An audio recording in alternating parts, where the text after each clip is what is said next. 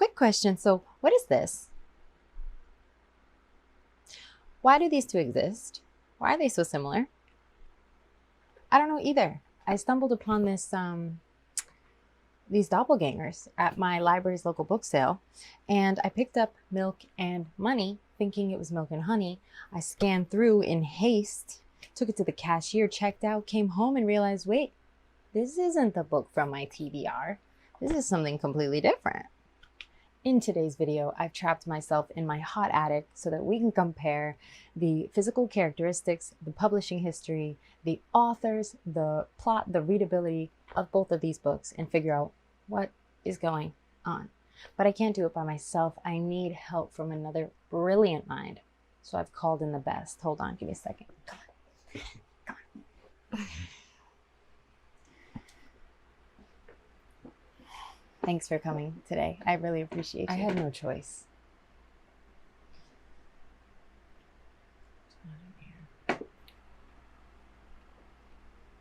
First, we're going to compare the physical characteristics of each book. My colleague here doesn't want to work yet, so we're going to do a quick cutaway and show you the differences and the similarities. Okay, so we've got our two books here. I do have to let you know that I got my copy of Milk and Honey from the library, so it has this reflective cover on it. I believe it's for protection. Most copies of Milk and Honey don't have this, so they have the same matte shine that Milk and Money has. So that you can factor out. And there's a sticker on the back that I put to cover up my library's information. Just disregard that when you're comparing the two. And the side sticker as well. Okay, so for main differences, the titles hold the same weight, the authors' names hold the same weight, and the text at the bottom holds the same weight. But the third word and each title starts with a different letter. M for money, H for honey. And now the two authors' names actually rhyme. Rudi and Rupi, 4 letters, rhyme, very similar. And the last name, Boor and Kaur, rhyme, 4 letters, hold the same weight, take up the same space, oddly weird. The illustrations are done in a very similar way, using just white ink on a black background, line work, and no shading. Milk and Honey has 2 wasps, whereas Milk and Money chose 3 flies. While the insects are different, the location that they take up on the page is very similar and was originally what fooled me. The books are about the same size in length and also in width, although their thickness is different. Milk and Money is shorter than Milk and Honey by about 80 pages. Milk and Money is 128 pages, whereas Milk and Honey is 208 pages. So that does show when you are looking at the physical copy. You can also see the delineation between the sections in Milk and Honey, whereas Milk and Money has no delineation. And then the back covers are the biggest difference between the two books. Milk and Honey has a shorter book description compared to Milk and Money, which actually has 2 full paragraphs, and also includes the fly illustration that we saw on the front cover. Now we're going to open these books page by page so you can see the comparison. When we open the front cover, they look quite similar. Nothing on the insides, just Milk and Honey on the cover there. Next, we go to the second pages.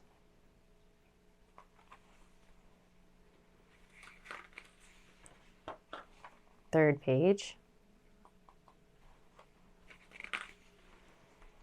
Fourth page.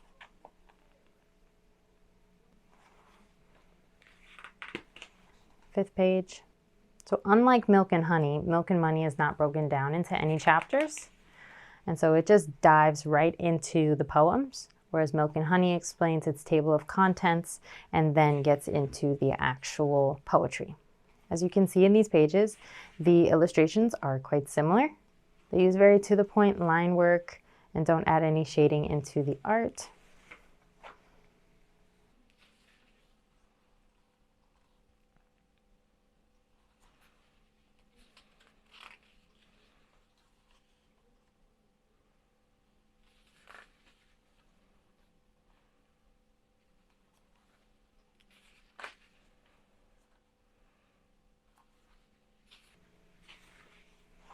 Yoongi.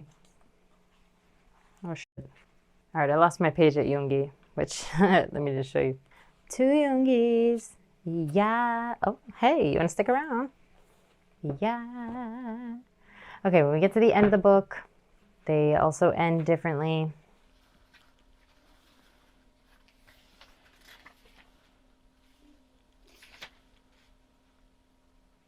I think you get the gist. All right, so we're moving on to publishing. Milk and Honey was originally published on November 4th, 2014 by Andrews McMeel Publishing. The genre is poetry, and Rupi Kaur has published additional books since this one came out. Some follow-on books are The Sun and Her Flowers, and also Homebody. And then she has another book that is Healing Writing Exercises, which is titled Healing Through Words. Those are doing exceptionally well right now. They are quite popular, and then some are even sold in a box set. Milk and Honey is currently being sold just about everywhere you can imagine books being sold, but specifically from the author's website, it's being sold on Amazon, barnesandnoble.com, bookshop.org, and even Urban Outfitters. What about your book, my dear friend? Where is that being sold? Oh, my turn, right. Okay, I did a lot of research into this and found out that Cider Mill Press is actually an imprint of HarperCollins' Focus.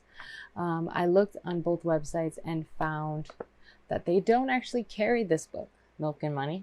I couldn't find it on any publisher's website, actually, which was really interesting. The genre is poetry, humor, and parody. Because it literally proclaims itself the unofficial parody of Milk and Honey. It is a standalone. The book is currently sold at simonandschuster.com, although when you go to that link, there's no website to be found for me, at least. It's also sold at barnesandnoble.com. It is supposed to be sold at Books A Million. That link also doesn't work, and it's currently sold at Amazon. You know, the publishing is pretty shady. Even for a shady person like me, it's pretty shady. So there's that. Thanks. So you can see these two have very different publishing histories. There's still a lot of murky questions about Milk and Money, but you know, now we know. On to the next one. So now we get into author comparison, which is fun because I think mine's a real person. I don't know. So Rupi Kaur has published other books, which is a good sign that she exists. She also put out an Amazon Prime Video special, 1 hour long, where she's reading a collection of her poems in front of a crowd that can see that she exists and that can hear the words she's saying and the music and the visuals, which, you know, to me, lets it known that she's a real person. I don't know. She also has a website that links to all her work and just the most recent thing she has going on. She has a decent social media presence on Instagram and TikTok. And in scrolling through some of those comments, it was interesting to see that a lot of people do really enjoy her work, and they were very happy to see the 10th anniversary edition of Milk and Honey. But there were a few comments here and there that were just very hateful and very spiteful, and so those were surprising to see. But you know, with all art comes haters. With all human experience comes, you know, people wanting to tell you how it should be. So there's that. And I don't think she writes under a pen name, because she's been writing under this name for 10 years, and you know, we've seen her face multiple times, and she introduces herself as Rupi Kaur. All right, your turn. Thank you. Okay, so listen, Rudi Boor probably writes under a pen name. Okay, it's highly, very highly, almost nearly 100% possible. Have they published other books? No. Do they have a website? No. Was it extremely difficult to find them on the internet? Period. It was horribly difficult. Do they have a social media? No. How does social media feel about Rudi Boor? Honestly, we don't know. Who's talking about Rudi Boor other than me right now? Nobody. So it's possible Rudi might not exist. But what can a girl do? Um, that's Rudi. Okay, so although I went on a rabbit hole, sorry. I went on a rabbit hole and I did some digging and I think I figured out who Rudi Boor might be. I'll explain that, like post me, we'll explain that. Post me, second you, post future us, we'll explain that now. So there's a lot to unpack here. Okay, I scoured the internet and I found crumbs. Not cake, not bread, not cookies, just crumbs. Okay, I Googled the author's name first, last, and full. Barely anything. I Googled the book title, the publisher, the publisher's imprint, the possible second publisher, the possible second publisher's imprint. Nothing. So then I scoured Instagram, and I actually did find a Rudi Boor account, but they had no posts, and they only followed one account. Can you guess it? Exactly. Cider Mill Press. Now, I scrolled through Cider Mill Press's entire feed. I'm ashamed about that. But I did find one post about Milk and Money, which was posted 33 days after the original release of Milk and Money. Now, did I scan the account of every person who liked that post? Yeah, I did. Okay. Did I find anyone with ties to the author? No, I didn't. And was my carpal tunnel going crazy after all that scrolling? Yes, it was. I'm still recovering. It's suspicious that a publisher would wait over a month to advertise one of its newest releases. Milk and Money was published on September 24th, 2019, which was just nearly 6 months before public awareness of the Black Lives Matter movement grew. Now, if you remember the summer of 2020, businesses were getting boycotted left and right if they were found to appropriate cultures that were not their own. My theory is that Cider Mill Press did post about Milk and Money on the date of its release, but later sanitized their feed when they realized the possible repercussions of publishing a parody that mocks a woman of color. On Cider Mill Press's Instagram, they advertise other books nearly a month before their official release date, like the book The Road Not Taken, the classic poem In Words and Photographs by Robert Frost. This picture was posted just 6 days before the expected release of Milk and Money, which shows me that Cider Mill Press was not only actively on their Instagram, but also aware of books publishing in the coming weeks. Additionally, they posted about multiple books on the day of their official release, like Cast Iron, The Ultimate Cookbook by Rachel Nairns, and The Illustrated Treasury of Classic Children's Stories by Thomas Nielsen and Charles Santore. Now, I have no way to prove that they deleted something from their page, but based on the other posts, they consistently post ahead of time and on the official release dates of things that they publish. So why would Milk and Money be left out of that routine? Milk and Money's lack of a digital footprint makes me question the authenticity of everything surrounding it.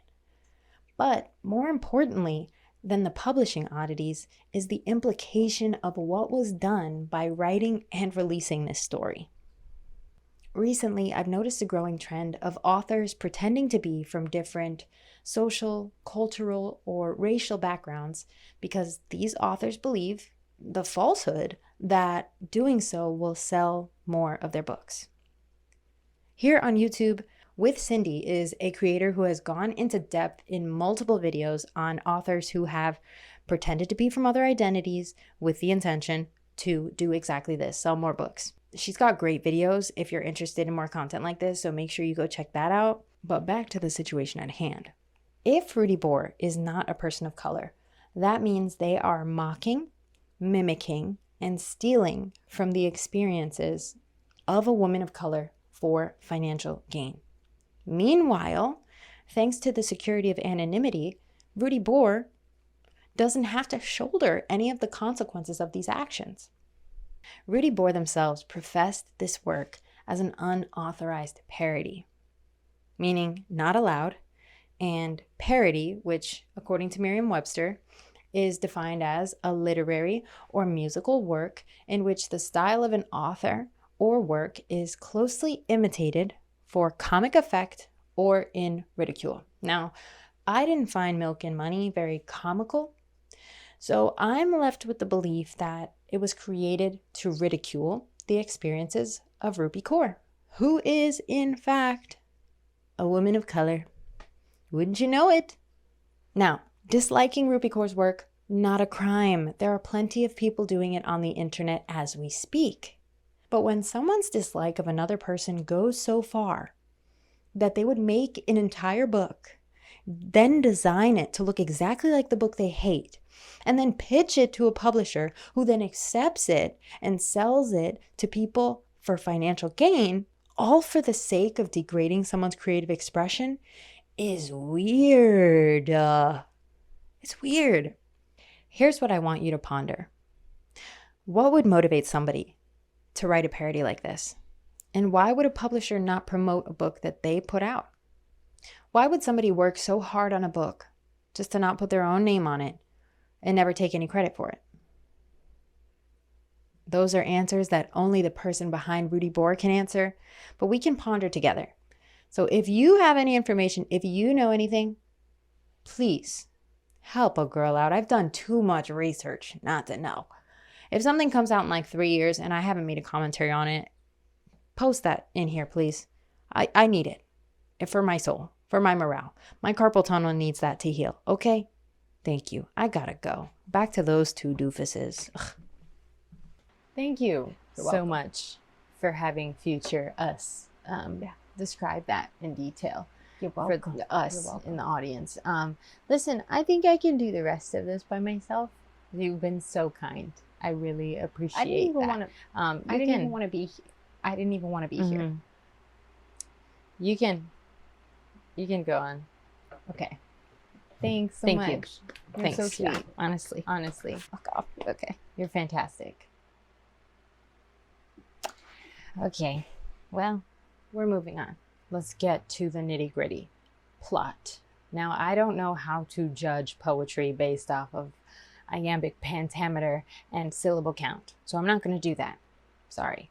But I am going to judge it off how it felt to be an audience member and how it felt to read the book. So starting off with Milk and Honey, this focused on the processing of emotions like love, trauma, fear, loss, healing, feminism even, and it was just such a raw depiction of human emotions. Whereas Milk and Money focused more so on the humor of life, the absurdity of small moments, and the hilarity almost of the human experience. Here are a list of the poems I liked in each book. Notice how one has a longer list than the other. Something that really struck me in the reading of Milk and Honey was that I borrowed this book from the library, and there were pages that were earmarked or folded over at the corner because someone wanted to mark their place in the book. They were so moved by the writing that they chose to earmark a book that wasn't theirs. Listen, I'm a softie, I'm a Cancer. When I saw the poems that were earmarked and they were sadder poems or poems about needing to love yourself, it took me out. I'm a gentle soul. I empathize, sympathize sometimes even. And so that was like a additionally moving experience, just based off the plot itself and really how it encaptures human healing so well that not only myself, but a stranger who read this very book before me thought to mark it forever and alter its existence. Well, and like blah, blah, blah, blah, blah, this wasn't earmarked because somebody actually gave it away to be sold at the library. I'll let that speak for itself. Genuinely, Milk and Honey made me realize that being a woman is the scariest thing I've done. It is the most dangerous and beautiful thing I've ever had to encounter. But being a woman can be so beautiful, and it can be such a deeply connecting experience. And I think Rupi Kaur captured that so well in this book. So brava, brava. Overall, I think the idea that connects these two books is the woman's perspective of living in a patriarchal.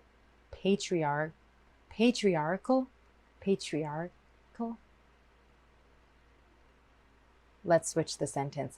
I think the thing that connects these two books is the perspective of a woman living under patriarchy.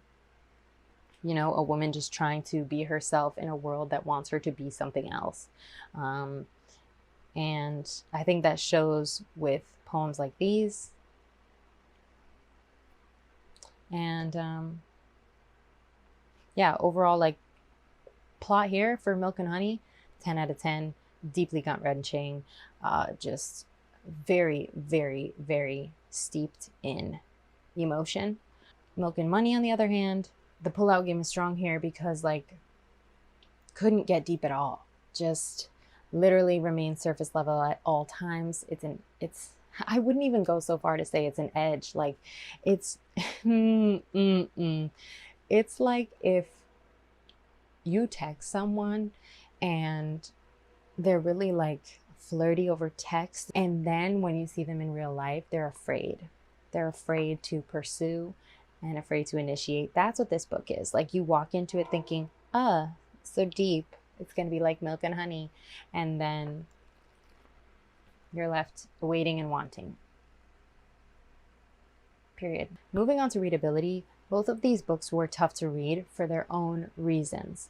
So Milk and Honey was difficult to read because it brought forth so many emotions within me that I didn't even know were tucked on in there, and or that I wasn't ready to fully process yet. So I'd have to read a few pages, put the book down. I'd have to process and then come back to it. It was a book that I don't think can be consumed in one sitting. I don't think could be or should be speed read. And it was something that I wouldn't read if you're not in a place to kind of sift through some of the traumas and hardships of life. I was really impressed with Rupi Kaur's ability to express such human emotion with so few words. As a person, I find myself rambling when I need to express something, but genuinely in this book, I mean, she just did a fantastic job capturing these little moments of life in less than 20 words. Beautiful, breathtaking, amazing. I loved that this book was broken into 4 parts. It made it easily digestible and easy to process. Part 1 was the hurting, part 2, the loving, part 3, the breaking, and part 4, the healing. I felt like that was really symbolic of the steps in the healing process, and almost the seasons of life that we go through where we need to sit in each one of these parts. You know, we need to sit in the hurting in order to get to the loving, in order to get to the rebreaking, in order to get to the final healing. You have to go through all those things, all those seasons of life. So I thought it was beautiful that the book was broken up in that way. Reading this book after reading Milk and Honey was difficult because I just found myself getting angry immediately. I chose to go back and forth between chunks of Milk and Money and chunks of Milk and Honey. And I started with Milk and Honey. I read the entire first part, and then I opened Milk and Money. Now, if you haven't read Milk and Honey, the first part of the book discusses very serious topics. It discusses sexual abuse, child abuse, domestic violence, alcoholism, and serious traumas. And then to read that and go straight into the first poem of this book, where Rudi Boor is saying, "I did not hesitate the day you took away my innocence. In fact, I welcomed your advances, mouth agape, fumbling for words, our 2 bodies intertwined in the back of a Ford Fiesta, hatchback." For some reason, that connection between Rupi Kaur discussing the sexual violence she endured and Rudi Boor discussing the welcome advances of another individual in a sexual way pissed me off. I felt like it was trying to make light of all of the discussions about sexuality that were in Milk and Honey, and that just literally, it set the whole tone for me reading this book. So you might enjoy it, Milk and Money, if you don't read Milk and Honey. Genuinely, you might enjoy it. For me, actually, in Milk and I'm dyslexic. Okay. In Milk and Money, Rudi Boor actually addresses it being a parody of Milk and Honey. I'm going to read the back for you. It says, a good poetry collection has a tender soul that deals with survival, violence, love, and loss using the frailty of language. Milk and Money, the unauthorized parody of the best-selling Milk and Honey, is none of these things, but it sure is hilarious. Milk and Money takes readers through a journey of the most beautiful moments in life and ruins them. Because there is a certain divine comedy in lackluster internet poetry. This long-anticipated parody of the New York Times #1 bestseller, Milk and Honey, is divided into no chapters and offers no real opportunity for personal growth, self-reflection, or deeper thinking. Nothing about this poetry collection lives up to the greats, but you'll find it hard to put it down. I did not find it hard to put it down. It's down. I'll never pick it up again. That's my experience with this book. Genuinely, if you wanted a summary of it all, it's down. In the end, I don't know why this parody was made. I haven't found anything on the author. I'm still looking for more information. So if you know any, please leave it in the comments below. I'm so curious to find out why this happened. And while I don't know why, I do know how I feel about it, and this makes me livid. I think that Milk and Money used its likeness to Milk and Honey to garner the attention that it couldn't gather on its own. Shame! Shame, shame, shame. Shame to you, the author. And if I'm going to rate it, honestly, I would probably give it like a 1.5 out of 5 stars. More so on the basis that it's a copycat. But if you haven't read Milk and Honey, you might actually enjoy this. So if you as an audience member choose to pick it up and read it, you can have mine. Just kidding. This is going in a free library somewhere for someone else to pick up and suffer through. And I, if I had to rate Milk and Honey, would give this a 5 out of 5 stars. This is an exquisite encapsulation of the human experience. I recommend that you read it if you haven't, and if you're in the right headspace to do some emotional processing. Yeah, that's literally about it. Thank you so much for being here. If you made it to the end, you're crazy like me, so you might as well just hit the follow and give me a like and, support the endeavor. I did a lot of research. I'm ashamed at how much, but it was worth every second. And now we know. Now we know more. And here we sit. I hope to see you guys next time. I hope you have a fantastic rest of your day. If you find any more interesting parodies like this, let me know. I'm curious. I will see you next time. Thanks for being here. Love ya. Bye.